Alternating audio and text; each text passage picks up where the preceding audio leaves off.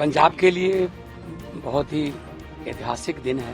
पंजाब पहली स्टेट बन जाएगा देश का जिनके पास अलग से सड़क सुरक्षा फोर्स है। कई बार ऐसी घटनाएं सुनने को मिलती है कि पूरा परिवार ही खत्म हो गया एक एक्सीडेंट में। तो हम चाहते हैं कि ये पुण्य तो कम से कम हम कमाएं कि अगर 50% पे भी हम पहले टारगेट में आ गए तो कम से कम 3000 जानें बच सकती हैं। मुख्यमंत्री भगवंत सिंह मान के नेतृत्व वाली पंजाब सरकार ने सड़क सुरक्षा फोर्स का गठन करके ऐतिहासिक काम किया है। इसके जरिए सड़क दुर्घटनाओं में अब तक 45% की कमी आ चुकी है। ਸਾਡਾ ਮੇਨ ਮਕਸਦ ਹੈ ਜਿਵੇਂ ਕੋਈ ਸਾਡੇ ਰੂਟ ਦੇ ਵਿਚਕਾਰ ਜਾਂ ਕੋਈ ਨੀਅਰੈਸਟ ਰੋਡ ਤੇ ਕੋਈ ਐਕਸੀਡੈਂਟ ਹੋ ਜਾਂਦਾ ਹੈ ਤਾਂ ਪੀੜਤ ਨੂੰ ਮੁੱਢਲੀ ਸਹਾਇਤਾ ਦੇ ਕੇ ਨੀਅਰੈਸਟ ਹਸਪੀਟਲ ਐਡਮਿਟ करवाना है। हमें भी खुद पर गर्व महसूस होता है कि हम लोगों की जानें बचा पा रहे हैं। 144 से अधिक हाईटेक गाड़ियां सड़क सुरक्षा फोर्स को दी जा चुकी है। मुख्यमंत्री भगवंत सिंह मान के नेतृत्व में पंजाब प्रगति कर रहा है।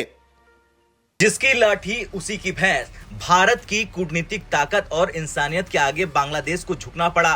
हाल के तनावपूर्ण रिश्तों के बावजूद बांग्लादेश ने 5 जनवरी को भारत के 95 मछुआरों को रिहा करने का बड़ा फैसला लिया। बदले में भारत ने भी 90 बांग्लादेशी मछुआरों की रिहाई का ऐलान कर दिया। ये फैसला न सिर्फ दोनों पड़ोसी देशों के बीच मानवीय संबंधों को मजबूत करेगा बल्कि ये बढ़ती ताकत और उसके प्रभाव का भी संकेत देता है। दरअसल समुद्र में मछुआरों की सीमाएं पार करना कोई नई बात नहीं। भारत और बांग्लादेश के बीच समुद्री सीमा पर मछुआरे अक्सर गलती से दूसरी तरफ चले जाते हैं। इसका नतीजा ये होता है कि दोनों देशों के मछुआरे पकड़े जाते हैं और जेल में बंद कर दिए जाते हैं।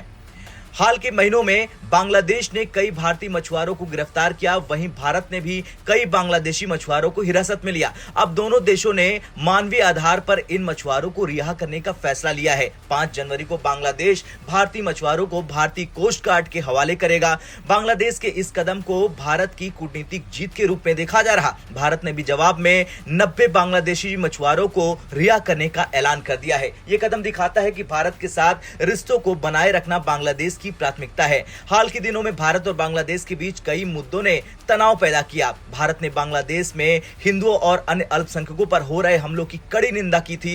बांग्लादेश की अंतरिम सरकार ने भारत से पूर्व प्रधानमंत्री शेख हसीना को सौंपने की मांग की, जिसने रिश्तों को और खराब कर दिया। इन मुद्दों के बावजूद मछुआरों की रिहाई का यह कदम दिखाता है कि दोनों देशों में समाधान की संभावनाएं अब भी बनी हुई है। यह सिर्फ दो देशों के रिश्तों का मामला नहीं बल्कि ये इंसानियत से भी जुड़ा हुआ है।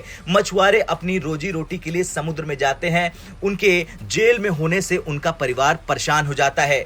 हर मछुआरे के पीछे एक परिवार होता है जो उनकी रिहाई का इंतजार करता है। इस तरह की रिहाई दोनों देशों के बीच विश्वास बढ़ाने का काम करती है।